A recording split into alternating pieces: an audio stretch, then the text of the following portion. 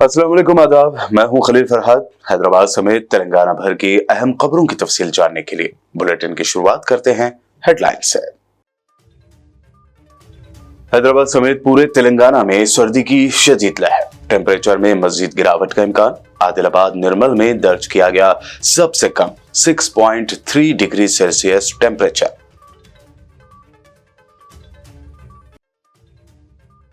Places of worship act पर असदुद्दीन ओवैसी का लोकसभा में खिताब। ऐसी तंजीमों पर लगाम लगाने का मुतालबा किया जो इस मुल्क को करना चाहते हैं कमजोर।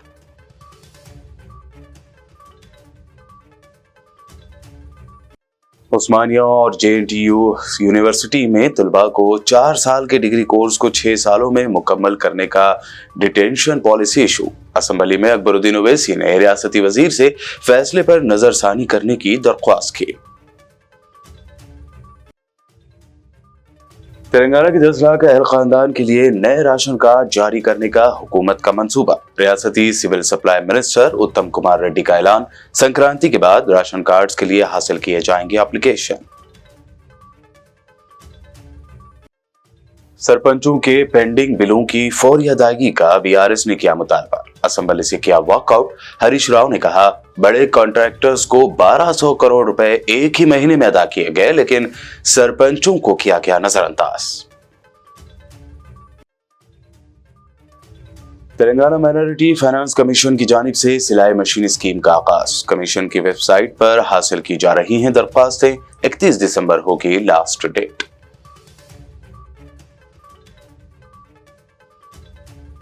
ये थी हेडलाइंस। बढ़ते हैं खबरों की तफसील की जानिब। हैदराबाद समेत पूरे तेलंगाना में टेम्परेचर में काफी गिरावट दर्ज की गई है। हैदराबाद में सबसे कम टेम्परेचर मौलाली और HCU इलाकों में 7.1 डिग्री सेल्सियस दर्ज किया गया। इसके बाद BHEL और राजेंद्र नगर में मुसलसल 7.4 और 8.2, जबकि गच्चीबौली में 9.3 डिग्री टेम्परेचर रिकॉर्ड किया गया। वहीं तेलंगाना के जिला आदिलाबाद में सर्दी की सबसे ज्यादा शदीद लहर देखी गई। मुत्तहदा आदिलाबाद के इलाके निर्मल में सबसे कम टेम्परेचर 6.3 डिग्री सेल्सियस रिकॉर्ड किया गया, जबकि संगारेड्डी, विकाराबाद, रंगारेड्डी और आसिफाबाद के कई इलाकों में टेम्परेचर 6 से 7 डिग्री के दरमियान रिकॉर्ड किया गया। महकमा मौसमियात ने आने वाले दिनों में सर्दी में मजीद इजाफे का इम्कान जाहिर किया है। हैदराबाद रुकन पार्लियामेंट बैरिस्टर असदुद्दीन ओवैसी ने आज लोकसभा में प्लेसेस ऑफ वर्शिप एक्ट 1991 और मुसलमानों के मुकद्दस मकामात पर दर्ज किए गए केसेस पर बात करते हुए ऐसी तंजीमों पर लगाम लगाने का मुतालबा किया जो इस मुल्क को कमजोर करना चाहते हैं। Places of Worship Act 1991 Act imposes a non-derogable obligation towards enforcing a commitment to secularism under the Indian Constitution. The law is hence a legislative instrument designed to protect the secular features of the Indian Constitution, which is one of the basic features of the Constitution. Non-derogation is the foundational feature of the fundamental constitutional principles of which secularism is a core component. The Places of Worship Act is thus a legislative intervention which preserves non-derogation as an essential feature of our secular values.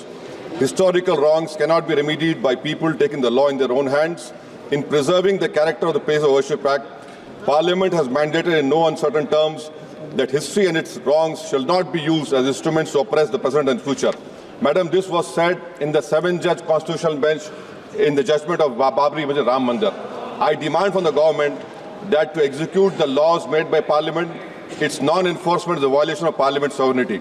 Madams, 12 egregious cases have been filed against masjid and dargahs to convert or change their character, which includes Baba Budangi Dargah in Karnataka, Biju Mandil Masjid in Vidisha, Madhya Pradesh, Baduddin Shah Dargah in Bagpat. The Modi government must give a clear answer as to its commitment to implement and defending laws made by Parliament. The Modi government must file a reply in Supreme Court defending the law in the interest of a country and to uphold the Parliament's sovereignty. Madam, I demand that this government does not take this country back to the era of 18 and 90s, which was a very dark period in the history of our country. कहीं ऐसा ना हो madam के लम्हों ने खता की, सदियों ने सजा पाई। मैं हुकूमत से इस बात का मुतालबा करता हूं कि ऐसी तंजीमों की हरगिज सियासी तौर पर सरपरस्ती ना करें जो इस मुल्क को कमजोर करना चाहते हैं। बहुत बहुत शुक्रिया। माननीय सदस्य श्री धर्मेंद्र यादव जी। धन्यवाद सभापति जी। तेलंगाना असेंबली में मजलिस इत्तेहादुल मुस्लिमीन के फ्लोर लीडर अकबरुद्दीन ओवैसी ने उस्मानिया यूनिवर्सिटी और JNT यूनिवर्सिटी में तलबा को 4 साल के डिग्री कोर्स को 6 सालों में मुकम्मल करने की पॉलिसी का मुद्दा उठाया। उन्होंने इस पॉलिसी पर नजरसानी की दरख्वास्त की है। सर, इंजीनियरिंग स्टूडेंट के लिए 4 साल का कोर्स है सर उनको ये बोल रहे हैं कि 6 साल में खत्म करो। MBBS, architecture, law, pharmacy, any other courses sir, इसमें डबल टाइम देते हैं सर। अब आप यहां पे डिटेन कर रहे हैं, you are detaining them and again telling them to clear the engineering in 6 years. So this also needs to be corrected, sir. Sir, seeing all these issues, sir, through you, lastly, sir, I request the Honorable Minister Saab to please call for a meeting of the managements of the engineering college, also the students, and have a similar policy, sir. Let it be JNTU, let it be Usmania University, sir. And at least for this year, sir, at least for this year, sir, I request that this rule may be relaxed, sir, so that we can save the future and the career of the students, sir. Sir, most important thing which nobody is understanding, sir, Honorable Minister Saab has given me a reply, very good reply he has given, sir. I thank him for that reply, sir. लेकिन reply में sir minister साहब ने कहा कि इतने बच्चे पास हुए। Sir, out of 10 subject sir Osmania university में, JNTU में, उस्मानिया में 50% सब्जेक्ट्स क्लियर करना है सर, JNTU में 25 सर। सर, ये I would like to know from the honourable minister साहब is that how many students have cleared all the exams sir, all the papers, all the subjects. When we see that, sir, the percentage of clearance of all the subjects in Usmania University, it is less than 20%, sir. So I once again through you request, sir, कि एक meeting बुला लीजिए, बैठते हैं, rule सबके लिए एक करिए, सिस्टम एक के लिए करिए, प्रमोशन के रूल्स भी एक करिए सर, JNT होने दो ये, and lastly sir autonomous universities के लिए a special inspection team should be there, sir. They are just pushing the students. Sir, वो एग्जाम लिखते नहीं लिखते, अच्छा लिखते खराब लिखते, कुछ भी नहीं सर, वो ऑटोनोमस यूनिवर्सिटी है। They are just promoting them, passing them because of these autonomous universities. This lack, sir, ये कमजोरी की वजह से इंजीनियरिंग स्टूडेंट्स को नौकरी भी नहीं मिल रही है sir. These are my questions and I hope Honorable Minister साहब would relook into this, sir. Thank you, sir. Telangana की आवाम को रियासत की कांग्रेस हुकूमत ने बड़ी खुशखबरी सुनाई है। दरअसल तेलंगाना सिविल सप्लाई मिनिस्टर उत्तम कुमार रेड्डी ने तेलंगाना काउंसिल में क्वेश्चन आवर के दौरान पूछे गए सवालों का जवाब देते हुए कहा कि नए राशन कार्ड अगले महीने जनवरी में संक्रांति त्योहार के बाद उसकी एप्लीकेशन लिए जाएंगे। उन्होंने बताया कि 10 लाख अफराद को नए राशन कार्ड जारी करने की प्लानिंग है। साथ ही खाली पड़ी राशन डीलर की जगहों को भी जल्द पूर्ण करने के लिए कलेक्टर्स को पहले ही हिदायत जारी की जा चुकी हैं। उत्तम कुमार रेड्डी के मुताबिक राशन कार्ड जारी करने का पुराना तरीका जारी रहेगा और राशन कार्ड्स में इलेक्ट्रॉनिक चिप्स लगाई जाएंगी। BC క్యాస్ట్ సర్వే మన దగ్గర ఇప్పుడు ఒక డేటా బేస్ ఉంది। సో ఇమ్మీడియట్లీ ఆఫ్టర్ సంక్రాంతి మేము అప్లికేషన్స్ తీసుకొని ఈ డేటా బేస్తోని కంపేర్ చేసుకొని ఈ issue of smart ration cards మొదలు పెట్టబోతున్నాం। ఐఎమ్ వెరీ షూర్ ఈ మొత్తం ప్రాసెస్ ఎక్స్పెడైట్ చేసి చేయబోతున్నాం। అదేవిధంగా ఇప్పుడు భానుప్రసాద్ గారికి నేను రిప్లై ఇచ్చేదంటే, రాష్ట్రంలో ఇప్పుడు కలెక్టర్లకు ఇచ్చిన ఆదేశాలు ఏంటంటే ఏ రేషన్ డీలర్షిప్ వేకెంట్ అయితే వెంటనే నింపమని, ఎక్కడన్నా ఆ విధంగా జరగకుండా ఉంటే మా దృష్టికి తీసుకురండి, తప్పనిసరిగా అన్ని ఏదైతే రేషన్ డీలర్షిప్స్ వేకెంట్ అయినాయో తప్పనిసరిగా భర్తీ చేస్తాం। మరి ఈవెన్ అదర్వైజ్ ఒక బ్లాంకెట్ ఆర్డర్ కూడా ఇవ్వబోతున్నాం మీరు చెప్పిన దాని మీద, దట్ మొత్తం ఖాళీ ఉన్న రేషన్ డీలర్స్ ఇమ్మీడిएट గా ఫిల్అప్ చేయాలి। BRS MLA और साबिक रियासती वजीर हरीश राव ने असेंबली में क्वेश्चन आवर में सरपंचों के पेंडिंग बिलों का मुद्दा उठाते हुए कहा कि बड़े कॉन्ट्रैक्टर्स को एक ही महीने में 1200 करोड़ रुपए अदा किए गए और छोटे कॉन्ट्रैक्टर्स और सरपंचों को रकम नहीं दी गई। उन्होंने गवर्नर और वज़रा से शिकायत की लेकिन कोई फायदा न हुआ। हरीश राव के सवाल पर रियासती वजीर सीथक्का ने कहा कि सरपंचों को अदा किए जाने वाले बिल 691 करोड़ रुपए पेंडिंग हैं। इस पर हरीश राव ने कहा कि साबिक CM KCR की क़यादत में BRS हुकूमत ने तेलंगाना के देहातों को हैरत अंगेज तौर पर तरक्की दी थी। రైతులకు బేడీలా సిగ్గు సిగ్గు గిరిజన రైతులకు బేడీలా సిగ్గు సిగ్గు గిరిజన రైతులకు బేడీలా సిగ్గు సిగ్గు గిరిజన రైతులకు బేడీలా సిగ్గు సిగ్గు ఇదేమి ప్రభుత్వం ఇదేమి రాజ్యం దొంగల రాజ్యం దోపిడీ రాజ్యం గిరిజన రైతులకు బేడీలు వేసిన కాంగ్రెస్ ప్రభుత్వం నశించాలి గిరిజన రైతులకు బేడీలు వేసిన కాంగ్రెస్ ప్రభుత్వం నశించాలి గిరిజన రైతులకు బేడీ। इस दरमियान भारत राष्ट्र समिति ने आज तेलंगाना असेंबली में सरपंचों के पेंडिंग बिलों की अदायगी के मसले पर हुकूमत की जानिब से मुनासिब जवाब न मिलने पर असेंबली से वॉकआउट कर दिया। इस दौरान केटीआर के हमरा दीगर बीआरएस कायदीन ने एहतजाज करते हुए नारे लगाए। बाद अज़ां चलो असेंबली एहतजाज पर बीआरएस कायदीन को हिरासत में लिए जाने की खबर है। అక్రమంగా అరెస్ట్ చేసిన లగచర్ల గిరిజన రైతులను విడుదల చేయాలి।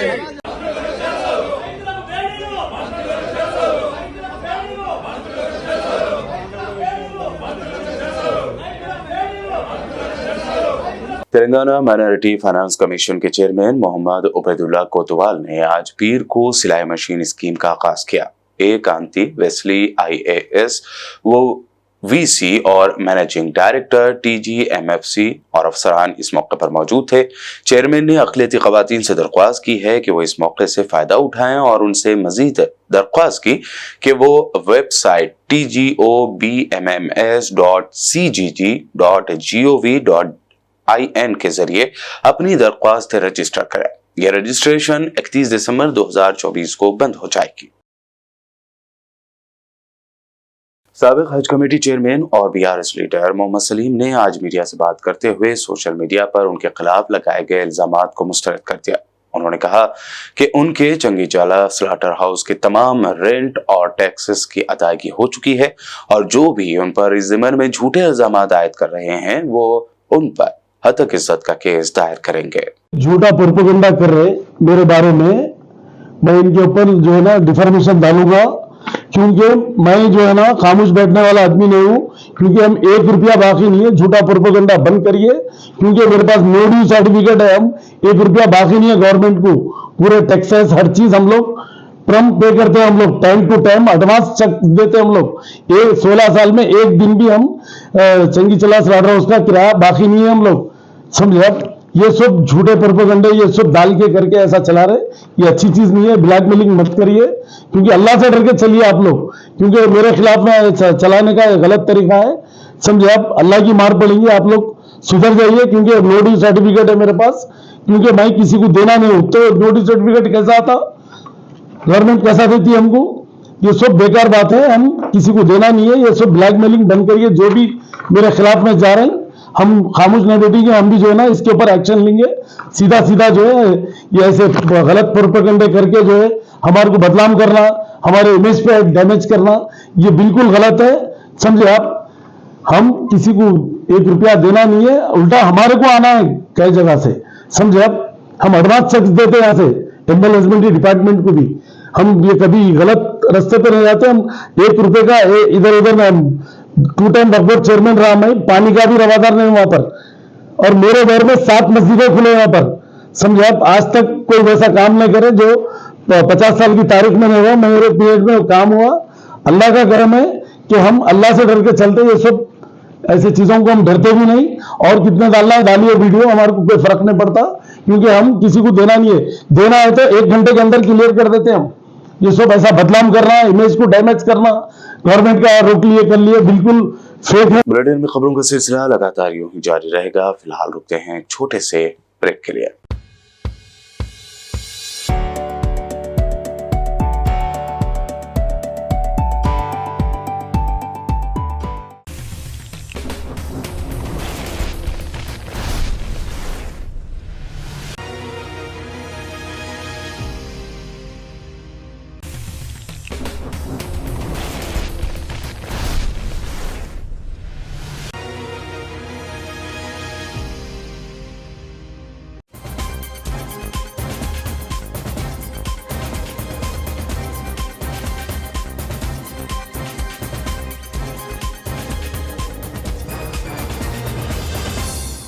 ब्रेक के बाद आगे बढ़ते हैं और अब देखते हैं मज़ीद अहम खबरें। जिला कलेक्टर जनगांव रिजवान बादशाह शेख ने कहा कि सर्वे के अमल को शफाफ तरीके से अंजाम दिया जाए ताकि अहल इस्तेफादा कुनिंदगान को इंदरम्मा मकानात फराहम किए जा सके।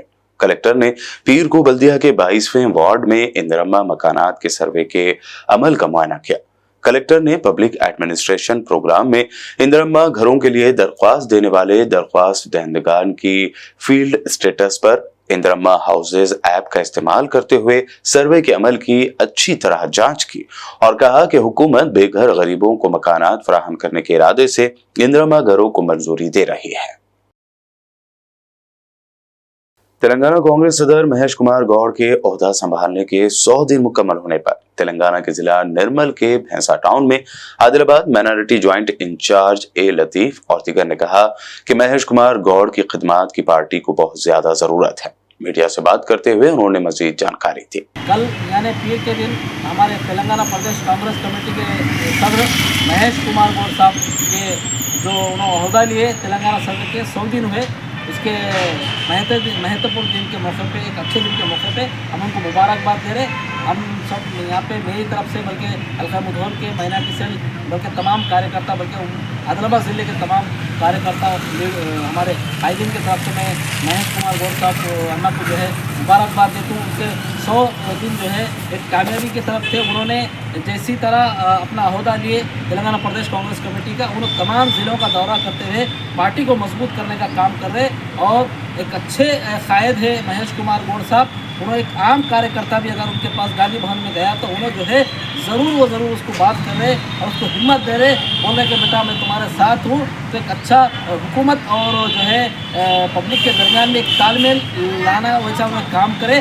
गांधी भवन के अंदर उन्होंने एक शेड्यूल बनाए। मैनपल्ली हनुमंतराव रियासती ख्वातीन कोऑपरेटिव डेवलपमेंट कॉरपोरेशन की चेयरपर्सन मिसेस बंदरू सुब्रानी और जिला सदर अंजनियालू गौड़ ने मेदक हल्के रामायणपेट मंडल धर्म ग्रामीणा जिला परिषद हाई स्कूल में मुनक्कदा दोपहर के खाने की स्कीम का अचानक मुआयना किया और तलबा से बातचीत की। इस मौके पर हेड टीचर्स, खवातीन, असातिज़ा और अमले के साथ गांव वाले मौजूद थे। रियासत आसाम के शहर गुवाहाटी में 11 और 12 दिसंबर को मुनक्कदा स्मार्ट इंडिया हैकाथॉन 2024 में पूरे तेलंगाना से मुफक्कम जा college of engineering and technology की 6 टीमों के बेशमूल 50 टीमों का इंतखाब अमल में आया था। मुफक्कम जा कॉलेज की टीमों में से 2 टीमों ने सॉफ्टवेयर एडिशन में फतह हासिल करते हुए 1 लाख रुपए का प्राइज जीता है। मुफक्कम जा कॉलेज की इन फातह टीमों के अरकान से सुल्तानुल उलूम एजुकेशन सोसाइटी के एजाजी सेक्रेटरी जफर जावेद ने मुलाकात की और उन्हें उनकी इस जीत पर मुबारकबाद दी।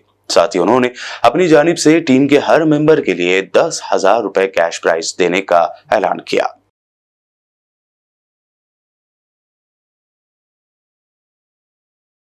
आदिलाबाद मुस्तखिर के इंदिरा प्रियदर्शनी स्टेडियम में सीएम कप डिस्ट्रिक्ट लेवल खेलों के मुकाबलों का आगाज आज पीर के रोज धूमधाम से हुआ।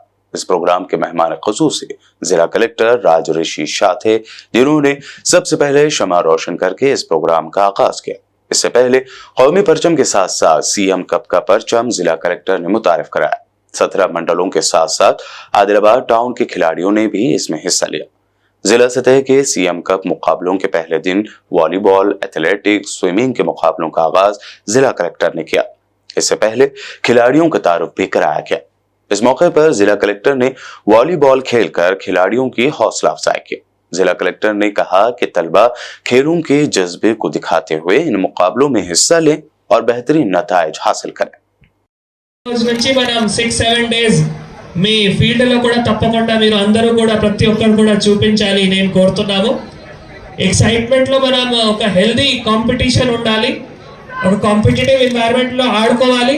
కానీ అదే ఆడుకునేటప్పుడు అపోజిషన్కి కూడా అంటే ఒక సైడ్ ఒక 2 కాంపిటీషన్స్ కానీ 2 టీమ్స్ ఉంటాయి కాబట్టి ఒక హెల్దీ ఎన్వైరన్మెంట్లో సో ఒక పోటాపోటీ ఎన్వైరన్మెంట్లో మీరు అందరూ కూడా ఈ 6-7 days ఏవైతే కాంపిటీషన్ ఉన్నాయో దాంట్లో ప్రతి ఒక్కరు కూడా ఆడుకోవాలి। ఇది ఒక మంచి అవకాశం మీకు ఇక్కడ జిల్లాలో మీ టాలెంట్కి చూపించడానికి ఒక మంచి అవకాశం।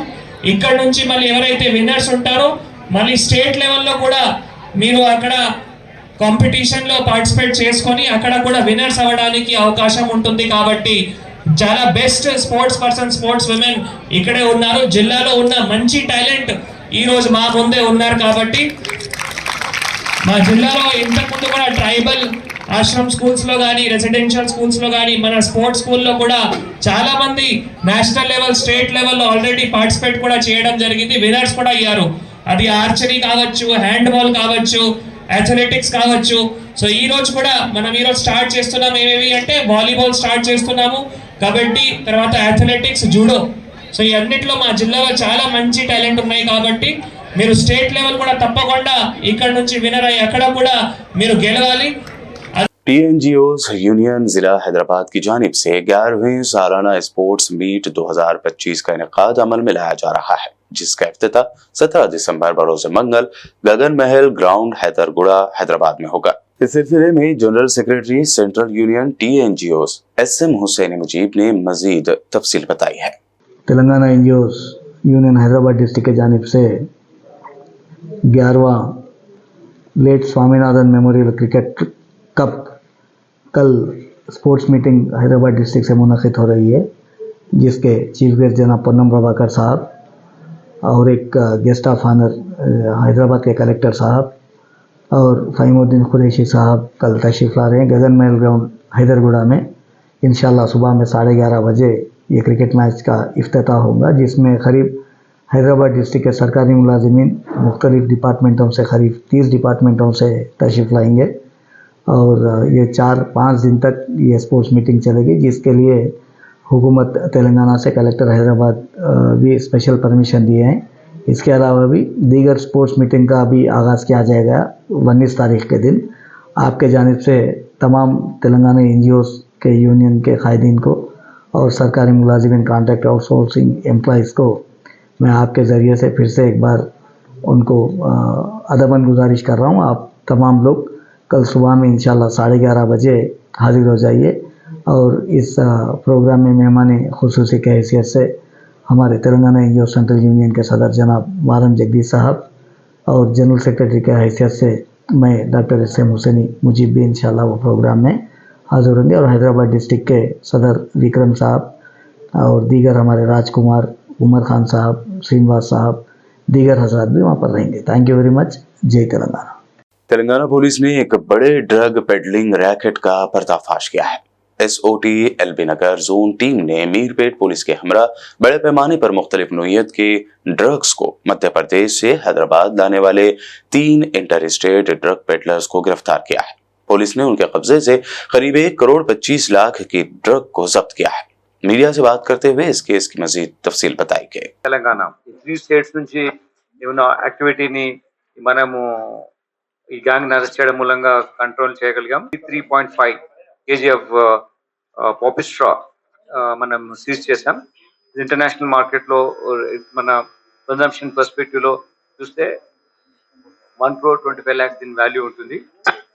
ఇందులో ఉన్న నేరస్తులు ఇంత ముందు కూడా కేసెస్ లో ఇన్వాల్వ్ అయి ఉన్నారు. వీళ్ళు బేసికలీ ఇందులో ఉన్నటువంటి నేరస్తులు మంగీలాల్ బిష్నాయ్, మంగీలాల్ ధాకా,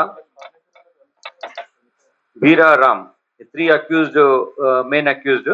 అయితే దీనికి సప్లై చేసినటువంటి పింటూ మోహన్ సింగ్, ఇతను మధ్యప్రదేశ్లోని మిన్యూచ్ నుంచి ఇక్కడ పంపిస్తున్నాడు.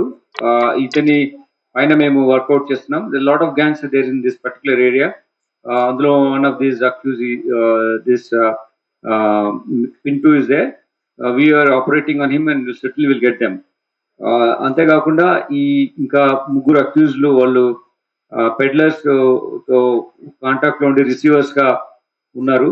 వాళ్ళని కూడా మనం లోకల్ ఏరియాస్ లో ఉన్నారు. Will pick them up after this confession.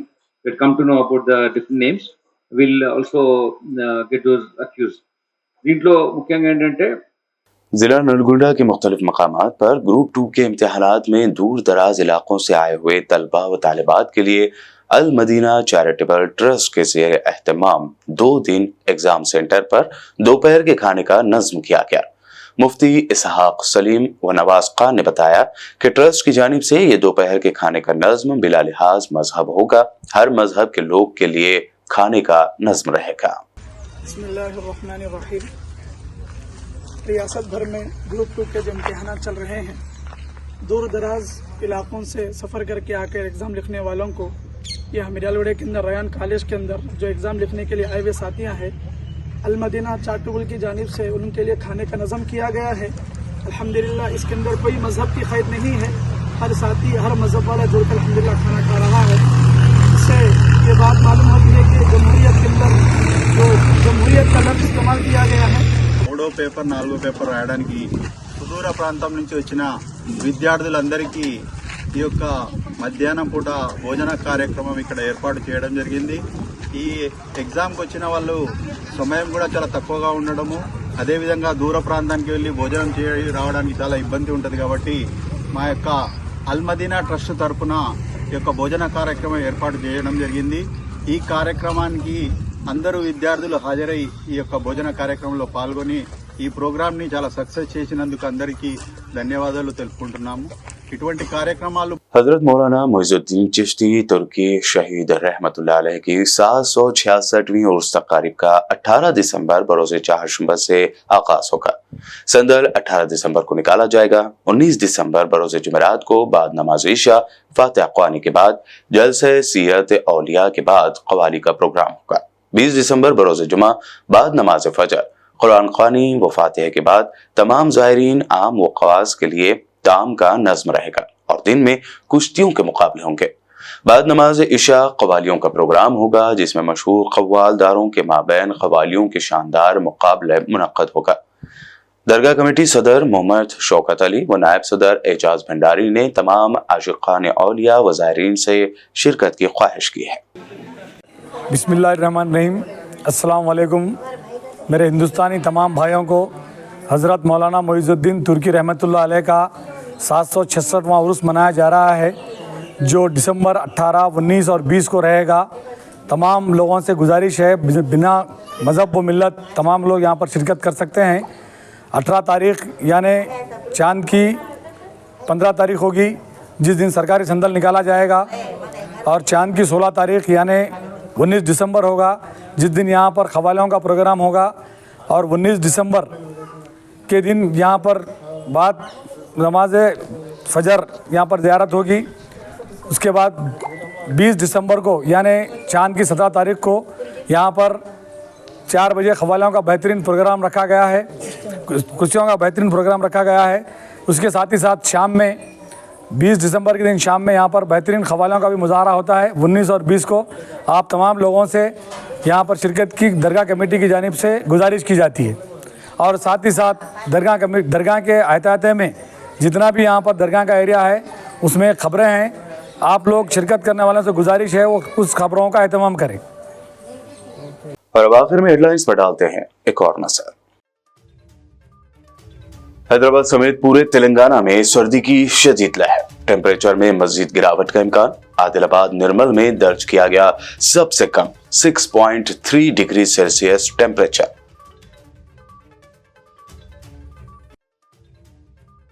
Places of worship act पर असदुद्दीन ओवैसी का लोकसभा में खिताब, ऐसी तंजीमों पर लगाम लगाने का मुतालबा किया जो इस मुल्क को करना चाहते हैं कमजोर।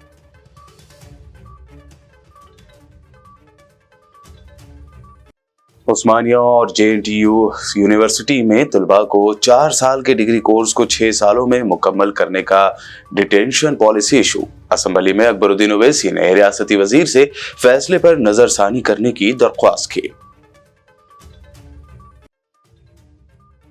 तेलंगाना के 10 लाख अहल खानदान के लिए नए राशन कार्ड जारी करने का हुकूमत का मंसूबा। रियासती सिविल सप्लाई मिनिस्टर उत्तम कुमार रेड्डी का ऐलान, संक्रांति के बाद राशन कार्ड्स के लिए हासिल किए जाएंगे एप्लीकेशन।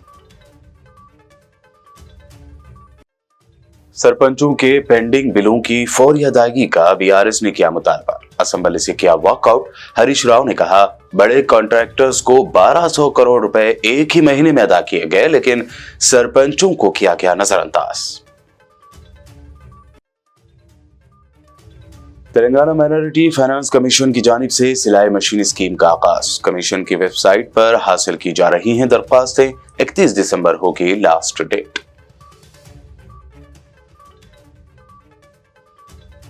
बीबीएन न्यूज में अभी आपने देखी हैदराबाद व तेलंगाना की अहम खबरें। मज़ीद ताज़ा तरीन अपडेट्स और दिलचस्प प्रोग्राम्स के लिए देखते रहिए बीबीएन चैनल।